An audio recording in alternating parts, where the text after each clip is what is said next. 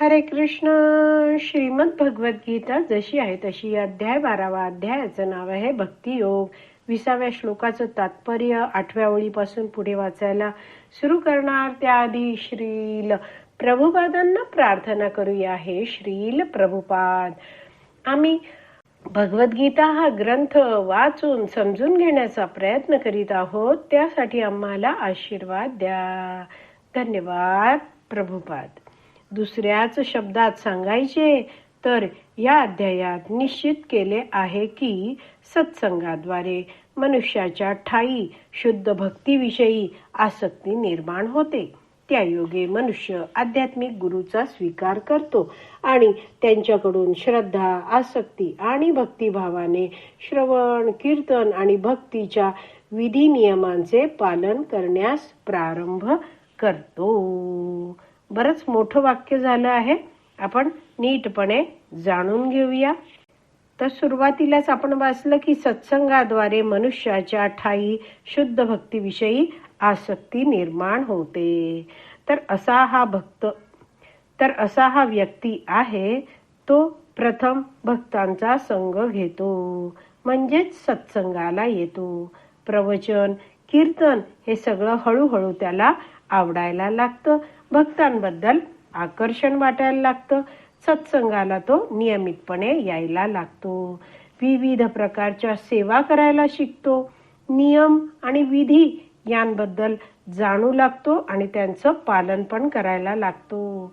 आध्यात्मिक गुरूंचा तो आश्रय घेतो. भगवद्गीता, श्रीमद भागवतम याचं श्रवण करू लागतो. त्या ग्रंथांमध्ये त्याची श्रद्धा वाढायला लागते आणि त्याची पुढे प्रगती होते. भगवंतांप्रती त्याची आसक्ती वाढायला लागते आणि भक्तीतील सर्व कार्ये भक्तिभावनेने तो करू लागतो. असा व्यक्ती आहे तो सतर्कपणे कृष्ण भक्ती करायला लागतो. त्याचे विचार असतात की मला कृष्ण प्रेम प्राप्त करायचं आहे. हे ध्येय कायम लक्षात ठेवून तो केवळ भगवान श्रीकृष्णांच्या संतुष्टीसाठी सर्व कार्य करायला लागतो. असा भक्त आहे तो इतरांचे दोष काढत बसत नाही. स्वतःतील दोष शोधून वरिष्ठांच्या मार्गदर्शनात हा भक्त आहे तो स्वतःला दुरुस्त करतो. तर असा हा भक्त आहे तो भयाने नाही तर प्रेमाने भक्ती करायचा प्रयत्न करतो. भक्तिमय सेवा करताना आपला ॲटिट्यूड आहे, आपला दृष्टिकोन आहे तो अतिशय महत्वाचा असतो. तर आताच आपण वाचलं ना की सत्संगाद्वारे मनुष्याच्या ठायी शुद्ध भक्तीविषयी आसक्ती निर्माण होते.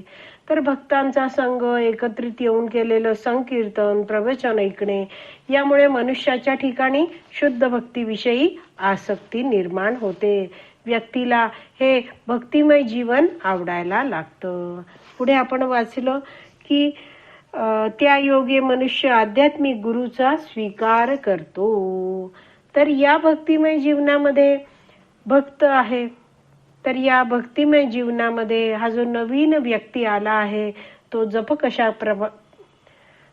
कशा रीतीने करावा, नैवेद्य कसा दाखवायचा वगैरे विविध भक्तिमय कार्य कशी करायची हे सगळं भक्तांकडून शिकत असतो. अधिकृत गुरु शिष्य परंपरेचे महत्व, आवश्यकता आपल्या जीवनात किती गरजेची आहे हे त्याला समजतं आणि असा व्यक्ती आहे तो आध्यात्मिक गुरूंचा स्वीकार करतो आणि मग त्या व्यक्तीच्या भक्तिमय जीवनाला जोरदार सुरुवात होते. पुढे आपण वाचलं की आणि त्यांच्याकडून म्हणजे आध्यात्मिक गुरूंकडून श्रद्धा, आसक्ती आणि भक्तिभावाने श्रवण, कीर्तन आणि भक्तीच्या विधी नियमांचं पालन करण्यास प्रारंभ करतो. तर असा हा नियमितपणे भक्तिमय सेवा करणारा व्यक्ती आहे त्याची भक्तांवर श्रद्धा वाढायला लागते. भगवान श्रीकृष्णांविषयी नियमितपणे श्रवण केल्याने वैदिक शास्त्र आहेत, भगवद्गीता, श्रीमद भागवतम या वैदिक शास्त्रांवर त्याची श्रद्धा वाढायला लागते.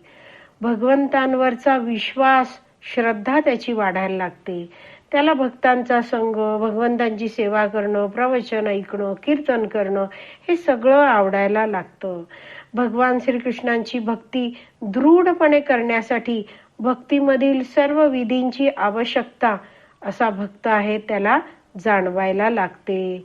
नियमांच्या पालनामुळे आपलं आपोआपच कसं अयोग्य गोष्टींकडून संरक्षण होतं हे त्या व्यक्तीला मनापासून पट्ट मान्य होतं आणि तो काळजीपूर्वक सर्व विधी नियमांचं पालन करण्यास सुरुवात करतो.